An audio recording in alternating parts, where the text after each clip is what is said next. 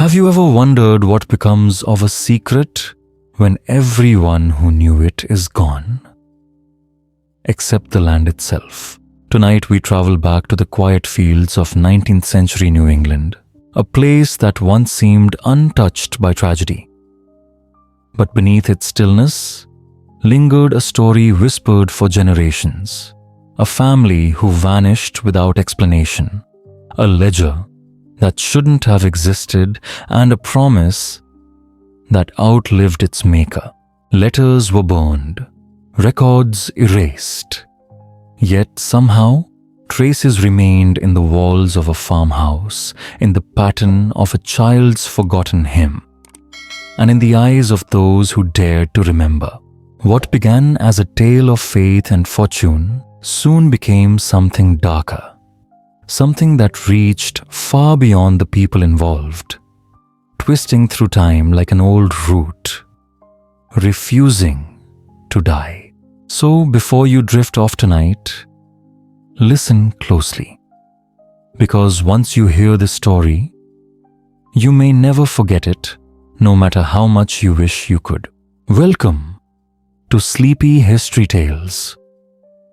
At first glance, the 1862 portrait seems peaceful. But when you zoom in, when you look closely into the servant's face, something begins to feel deeply wrong. In the dim light of her studio at the Atlanta Conservation Institute, Dr. Megan Collins adjusted her glasses. She had restored hundreds of historical photographs over the years, each one a fragment of time frozen in silver. But this one made her pause. The image showed the Blackwell family, a wealthy plantation dynasty from Georgia, posing for their annual portrait. The father, Richard, stood upright and proud. His wife, Victoria, sat gracefully in an ornate chair, hands folded in her lap. Their 4 children, 2 sons and 2 daughters, stood nearby in polished clothing, their faces solemn as etiquette demanded in the 19th century. And in the far background, almost invisible, a black man stood holding a tray. A servant blurred by distance and shadow. The photograph had been donated as part of a Civil War era collection from a late private collector, never before examined or restored. Megan enlarged the image, working carefully on the water damage near the bottom, when something subtle caught her eye. She zoomed in, then froze. The servant was smiling. Not broadly, not openly, but a small, deliberate curl at the corner of his mouth. A secretive smile. Controlled, contained, but undeniably real. Megan frowned. In 15 years of restoration work, she had never seen an enslaved person smiling in a family portrait. The long exposure times alone discouraged expression. But more than that, such people were rarely photographed at all and almost never shown with emotion. "Professor Wallace needs to see this," she murmured, printing the enlarged section.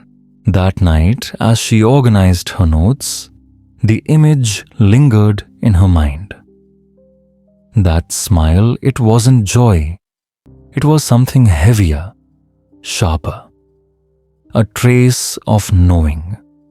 A hint of triumph or vengeance.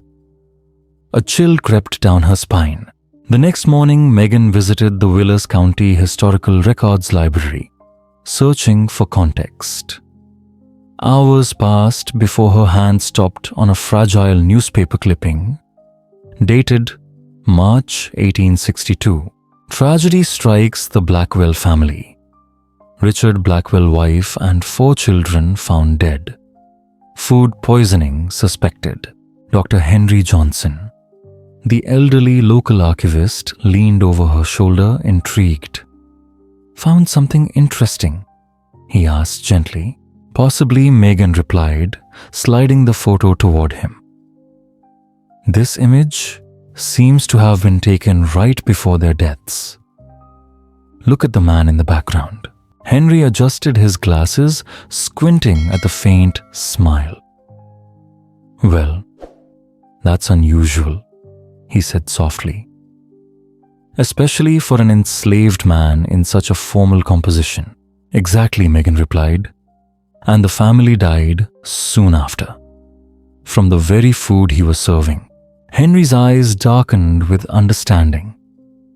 "You think it wasn't an accident?" Without another word, he disappeared into the shelves and returned with a small leather-bound journal sealed in an archival sleeve. "This," he said, "is the diary of Dr. Thomas Harrington, the physician who examined the bodies." The pages were brittle. The ink faded. Megan traced her finger across the entry. Dated March 10, 1862. Call to Blackwell Plantation. Entire family deceased. Symptoms consistent with acute poisoning. Dilated pupils, frothing at mouth, violent convulsions before death. Silence filled the room. Megan looked back at the photograph. The man in the background was still there, his faint smile unchanged, undisturbed by time, and she whispered to herself as though afraid the image might hear her. Did he know what was coming? Or was he the one who made it happen? The housemaid's testimony was simple, almost trembling in its precision. Only the family had eaten from that festive dinner. The house servant Samuel, however, was nowhere to be found. Samuel, Megan whispered the name, her eyes drawn again to the faint smile in the photograph. The physician's diary contained further notes. A search had been organized in the following days, but the man was never found. The authorities assumed guilt from his disappearance, though no proof was ever discovered. In time, the case was quietly filed away, another Southern tragedy explained only by rumor. Why would a photographer have been present that day? Megan wondered aloud, tracing the timeline in her notes. Henry looked up from another ledger, turning the brittle pages carefully. According to these records, he said it was the Blackwells' 20th wedding anniversary. The portrait was commissioned for the celebration. That small revelation made the image feel heavier, like a moment frozen on the edge of something unspeakable. Days later, Megan carried the enlarged print to the African American History Museum of Atlanta, housed in a renovated 19th century building downtown. Dr. Eliza Washington, the museum's principal curator and a specialist in Georgia's slavery-era history, received her with quiet gravity. Her office was lined with books, sepia photographs, and documents chronicling stories of resistance people who had survived the impossible. "This case," Eliza murmured. "Studying the photo is fascinating. What have you learned about the man?" "Only his first name," Samuel, Megan replied. "He disappeared right after the family's deaths.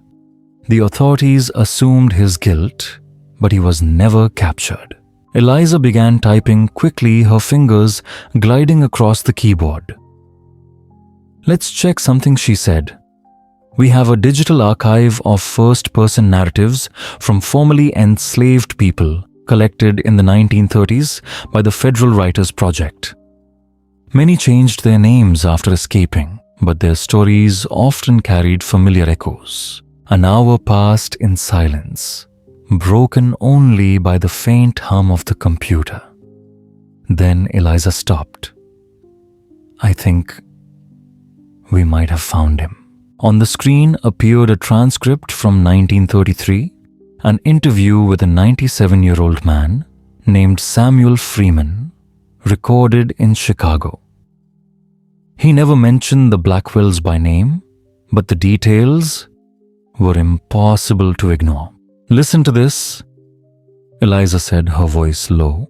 "When they sold my Esther and our 2 little ones down to Louisiana, something broke in me. Master had promised he'd never separate families, but when he lost money gambling, he sold them anyway. That's when I learned justice wasn't made for men like me." Megan's skin prickled. "Is there any way to be sure this is the same Samuel?" Maybe, Eliza whispered, scrolling further. "He mentions serving as a personal house servant for a plantation family in Georgia and escaping north through the Underground Railroad after an incident in 1862. He never said what the incident was. The interviewer didn't press. They read on. There was a photographer there that day. I remember thinking it was right that someone should take a picture, that history should have proof." Eliza and Megan exchanged a look that said everything. The connection was undeniable. "Does it say what became of him?" Megan asked quietly. "Yes." Eliza nodded. "According to this, he settled in Chicago. He remarried, raised 3 children, became a respected carpenter, and later a community activist. He died in 1935. Never went back south."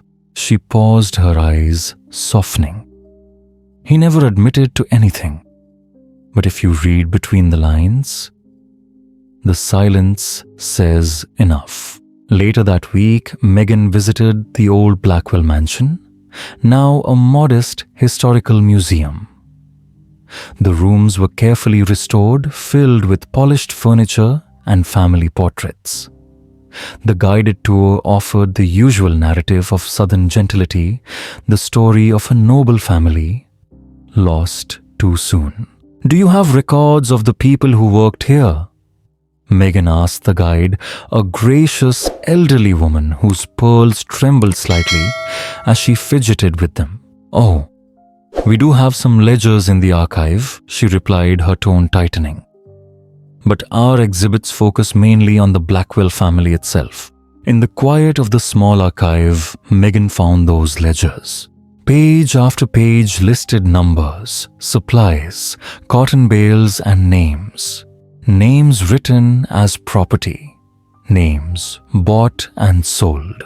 She ran her finger down the faded ink until she found it. Samuel, age 32, valued at $1,200. Her hand trembled slightly. Somewhere in the house above, footsteps from the museum tour echoed faintly through the floorboards. And Megan wondered if anyone else could still feel him there, the man who smiled when history wasn't looking.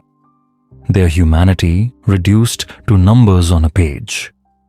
A quiet record of people turned into property. In one entry dated October 1861, Megan read, "Sale of 3 slaves to Troder Davis woman, 28, boy 6, girl 4. Total received $2,200. No names, no faces, only values. But in the margin, a note written in slanted ink caught her breath. Samuel informed after transaction.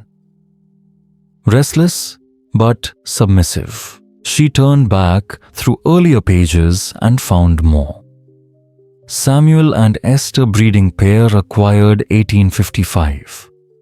Later 2 births, a boy in 1856, a girl in 1858. Then came a December 1861 entry that chilled her completely. Samuel exhibiting concerning behavior. Found reading newspaper in kitchen. Punishment administered. To be kept under observation. And finally, February 1862. Samuel appears to have accepted his station again. Exemplary behavior.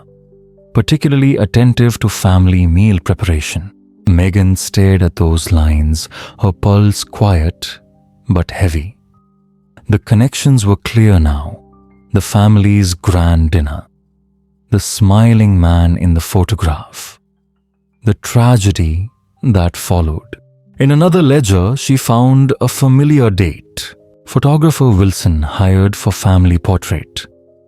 March 1862. Special dinner to follow. Samuel to prepare and serve. Piece by piece, a darker picture emerged, one as precise and deliberate as the photograph itself. A man who had lost everything. A servant who had once been a father. And perhaps a plan that took months to form. At the University of Georgia, Professor Wallace, a historical toxicologist, listened carefully as Megan laid out her findings. He adjusted his glasses, studying Dr. Harrington's original medical notes. "The symptoms are quite specific," he said quietly. "Dilated pupils, convulsions, rapid death. This sounds like a plant-based alkaloid, belladonna henbane, maybe Jimson weed. All deadly, all common in the South during that time." Megan took notes, her pen trembling slightly. Would such plants have been accessible to someone like Samuel? Wallace nodded. Very much so. Many enslaved people possessed deep botanical knowledge skills carried from Africa and passed down in secret.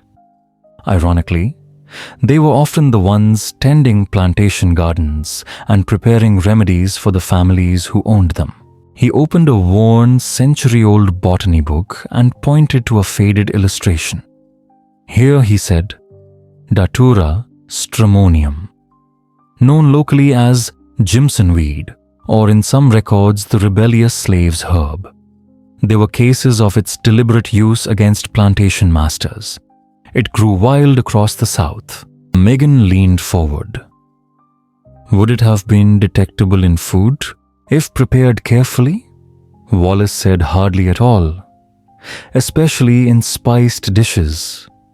The first symptoms might seem like drunkenness, disorientation, warmth, confusion. By the time the true effects set in, it would already be too late. Her voice lowered. How long would it take?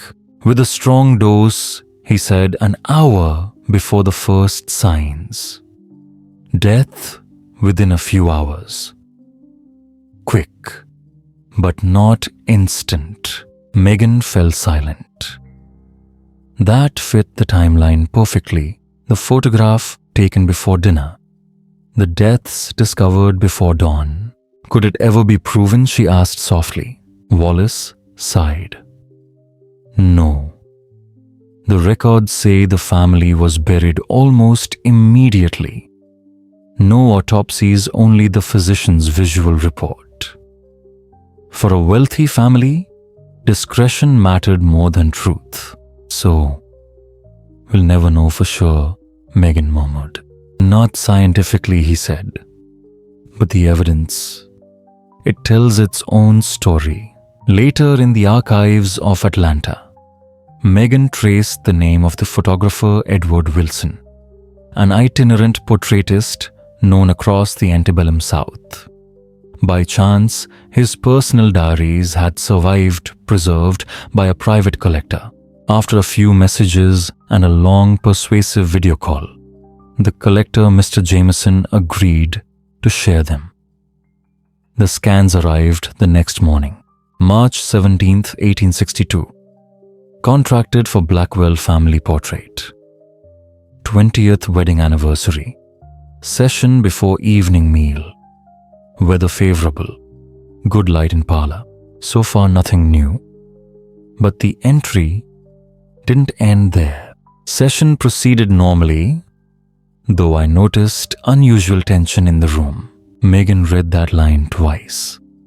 Tension. Something the camera had captured, but the world had chosen not to see. And perhaps that faint, forbidden smile had been the only true expression in the photograph after all. The house servant, a man usually known for his quiet, somber manner, appeared strangely calm that day. Mrs. Blackwell had even remarked upon it. Photographer Edward Wilson noted the detail in his journal, and later it would haunt him. "I mentioned it privately to Mr. Blackwell," he wrote, "who told me that the man had recently been disciplined, a correction, as he called it, for a rebellious spirit." The session concluded as the family prepared for dinner. Wilson politely declined their invitation to join, citing another appointment in Madison. That line made Meghan shiver. He had refused to stay for the very meal that would kill them all. The next entry in his diary was dated the following morning, March 18th. Shocking news about the Blackwells. Entire family found dead. Authorities suspect spoiled food, but there are whispers about the missing servant. I distinctly recall his look as he served dinner, a serenity that now seems almost unnatural. Wilson admitted he chose not to tell the sheriff, believing his impression too subjective to be useful. He hadn't realized what he had witnessed, not until it was far too late. A final note closed the entry Blackwell portrait to remain undelivered. Inappropriate to present under the circumstances. Filed within my private collection instead. And that explained everything. The photograph had survived because it had never reached the family's descendants. It lingered quietly through decades until it was eventually donated to the Atlanta Conservation Institute more than a century and a half later. "He saved it," Meghan whispered. He must have realized later what he had captured. The conference room at the institute was covered now with papers, photos, and stringed connections, a full map of horror and retribution. Meghan stood before it, flanked by Professor Wallace and Dr. Eliza Washington. Together, they reviewed every piece of the puzzle they had unearthed. "Let's go over it again." Meghan began her laser pointer, tracing the lines of fate. Samuel and Esther enslaved in 1855, 2 children born soon after. Then, in October 1861, Esther and the children sold to a trader without warning. Broken promises, broken lives, all to cover Mr. Blackwell's gambling debts. Eliza's voice softened, a pattern far too common. The cruelty of separation was both punishment and control. Meghan nodded. Then in December, Samuel is caught reading a newspaper, punished and kept under watch. Likely searching for news of his family or of the war. After that, said Wallace, he becomes obedient, exemplary even. The calm before the storm. That kind of submission is often the mask of someone planning revenge. And then came the anniversary dinner, March 1862. Samuel prepared and served the meal himself. In the photograph taken hours before, his faint, almost imperceptible smile was captured forever. By nightfall, the entire Blackwell family lay dead and Samuel was gone. Eliza studied the enlarged photo again. "That smile isn't joy," she murmured. "It's closure. The quiet of a man who's finally regained control of his life, no matter what it cost." And years later, Meghan added, a man named Samuel Freeman gives an interview vague, careful. He mentions a family, a tragedy, and a photographer in 1862. He never says the name Blackwell. Wallace leaned back. A story of vengeance, but also of justice. The price of freedom paid in blood.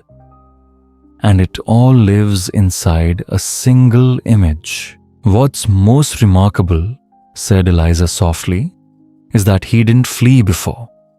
He stayed long enough to see them suffer, to watch the balance shift. That was his moment of truth. But now Meghan faced a question of her own. How should the truth be told? The photograph was no longer just an artifact, it was evidence of murder, of rebellion, of humanity, fighting back from the darkest depths. The meeting with the Institute's leadership was tense. Dr. Marcus Reed, the director, spoke first. We have two duties here, to truth and to responsibility. Revealing this story might reopen old wounds or be twisted by modern politics. Dr. Patricia Silva, head of ethics, agreed. We'd be exposing an act of violence, one that resulted in the deaths of children. Even in context, the reaction could be unpredictable. Eliza, ever calm but resolute, met their eyes.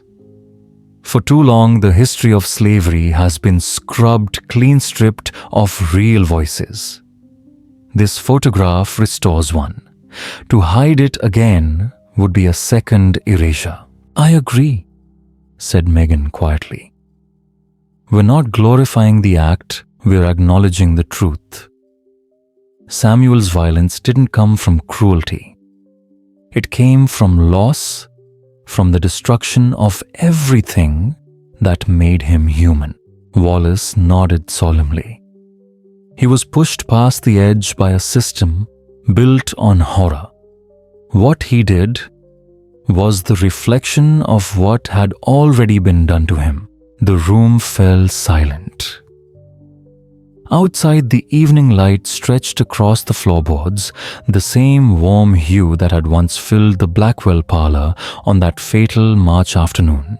And for a moment it felt as though Samuel's faint knowing smile lingered there too, still watching, still waiting to be understood. The children, Dr. Silva whispered, breaking the long silence that had settled over the room. They were innocent.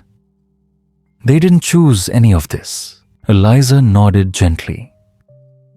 Yes, but so were the countless enslaved children torn from their parents. Samuel's children were among them. That's the very heart of it, the unbearable moral complexity we can't turn away from. And so, after hours of deliberation, they reached their conclusion. The photograph and all the painful history surrounding it would be presented to the public not as a sensational story, but as a complete, unflinching case study. A document of both cruelty and courage. We'll show it for what it is, said Dr. Reed quietly. A record of resistance. We won't glorify what he did, nor judge him by our standards. We'll let history speak within the brutal reality of its time. Megan nodded, eyes heavy but resolute. History shouldn't comfort us, she murmured. It should make us see. This isn't just one man's vengeance, added Eliza. It's about visibility, about acknowledging the impossible choices faced by millions who lived and died unseen, and allowing them finally to be whole. 6 months later, the exhibition captured resistance. The Blackwell photograph opened at the African American History Museum of Atlanta. At the center of the gallery, under a soft amber light, hung the enlarged photograph, restored, yet still ghostly. Samuel stood in the background, almost hidden his faint smile, now visible to every visitor who stopped to look closely enough. Around him, history unfolded through meticulously designed panels. Blackwell family records the sale of Esther and her children, excerpts from Wilson's haunting diary, and the traces of Samuel Freeman's later years in Chicago. Another section revealed the staggering statistics of enslaved family separations, a grim reminder that Samuel's story was only one among thousands. In a quiet corner behind glass botanical books, lay open to pages describing the very plants he might have used, deadly beautiful things beside displays of the medicinal knowledge enslaved communities had carried and preserved. On opening night, the museum was alive with murmurs.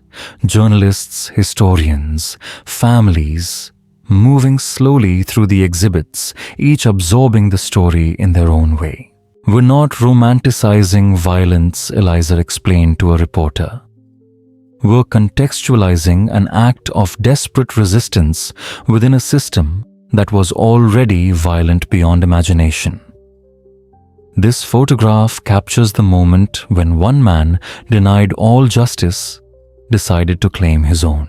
Megan watched the faces that drifted through the gallery, some pale with shock, others contemplative, many moved to silence.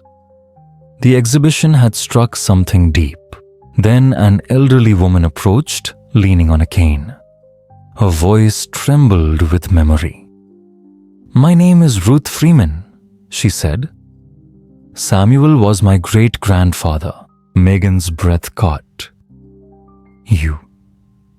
You knew?" Ruth shook her head softly. "Not the details. Only fragment stories that he escaped from Georgia, that he never spoke of his first family. But we knew he carried a sorrow that never left him, that his freedom came at a terrible price." Her hand rested lightly on the photograph's glass. "I don't judge him. I cannot imagine his pain. But I'm grateful the truth is here, that he can finally be seen. Not just as a victim, not just as an avenger, but as a man, a complete human being who made an impossible choice." She smiled faintly. "There's something healing in that."